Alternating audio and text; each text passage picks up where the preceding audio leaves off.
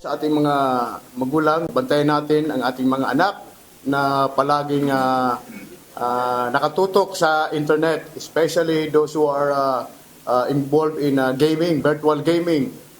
Bantayan po natin kasi baka sila ay mahilingin na sa mga paglalaro na yan. Hindi ligtas para sa mga kabataan ang paglalaro online. Bukod sa mga bayolenteng tema ng mga laro na maaari silang maimpluwensyahan, hindi rin nila nakikita kung sino-sino ang kanilang nakakalaro. Babala ng Philippine National Police Anti-Cybercrime Group, mayroong mga kriminal na nagmamasid at nananamantala dito. Ayon kay Police Brigadier General Wilson Asueta, may mga grupo at individual ang ginagamit lamang umanong front ang online games upang hikayatin ang mga kabataan upang maging bayolente. Napapasukan po ito ng mga stranger na nagjo-join sa kanilang games. So then pag napag-aralan ng kanyang mga behavioral sa online, so pwede maging close sa kanya, then they will invite na maglipat sa isang messaging platform or communication platform. Doon sila mag-uusap that doon nang nangyayari ang mga mind conditioning or indoctrination. Gaya ng 8 kabataan na na-rescue ng ACG sa Marikina at Laguna, ang akalang simpleng online gaming, muntik nang mauwi sa karahasan. May mga offer na basahin mo ang mga ganitong mga website, content, then mga ganitong mga references. So nakakatakot pag ang mga pinopropose na mga references ay ito'y mga involving violence. So pag mind condition ng isang bata dahil minor, so dito kumisa nagkakaroon ng mga behavioral na tantamount to nihilistic violence. Katunayan, binalak na umano ng mga estudyante na atakihin ang kanilang eskwelahan. Mayroon aniyang nakuhang gamit mula sa mga ito para isagawa ang karahasan. May mga indication because nagsasabi sila ng mga they want to attack the school, mga ganon. So ganon.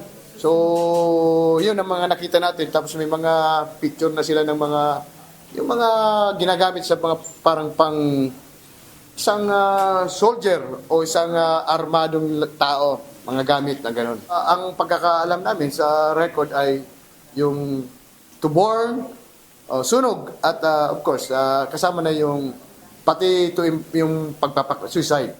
Ang itinuturing na salarin, tinutukoy pa rin ng ACG katulong ang kanilang mga foreign counterparts. Hindi pa namin totally na-identify yun. Gamer din kasi naglalaro siya. But of course, we consider them predator.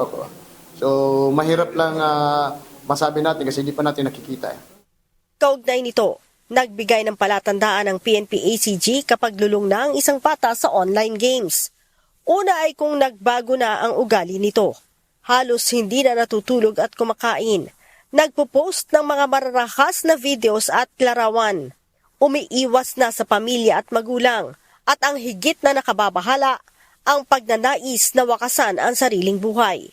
Kapag nakakakita na ng ganitong palatandaan, paalala ng PNP-ACG sa mga magulang, bantayang mabuti ang mga anak upang hindi mapahamak. Makabubuting gumawa agad ng intervention upang hindi na ito lumala, gaya ng pagkakaroon ng limit sa oras ng paglalaro. Hikayatin din ang mga bata sa ibang aktibidad. Ang ilan sa mga magulang, sinasabing hindi basta-basta nakaka-download ng mga applications ang kanilang mga anak. So, lahat ng dadaanan niya, lahat ng kailangan ng email ko, kailangan ng password ko, kailangan ako mismo. Hindi ko yun binibigay sa kanya para limited lang kung ano yung pwede niyang i-download. May mga games na meron siyang mga kausap, admittedly na may mga kausap. Ang sinasabi ko sa kanya, pinagbabawalan ko siya na mag-headset or maglagay ng nasa siya lang yung makakarinig. At gusto ko yung kung ano yung pinag-uusapan nila, naririnig ko para rin sure ako na kilala ko yung mga nakakausap niya or mga kalaro niya. Sa mga anak ko naman kasi may limitation sila paglaro ng cellphone. May oras sila. May oras sa pag-aaral, may oras sa paglalaro.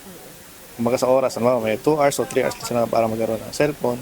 And tinitingnan ko naman sila kung anong ginagawa nila sa cellphone. Kung minsan nag-aaral sila Minsan may naglalaro din naman sila. Natanong ko naman kung anong ganun laro ginagawa nila. Kung sino yung mga kalaro niya. Leia Ilagan, UNTV, News and Rescue. Diyos ang aming sandigan, serbisyo publiko ang aming pinahahalagahan.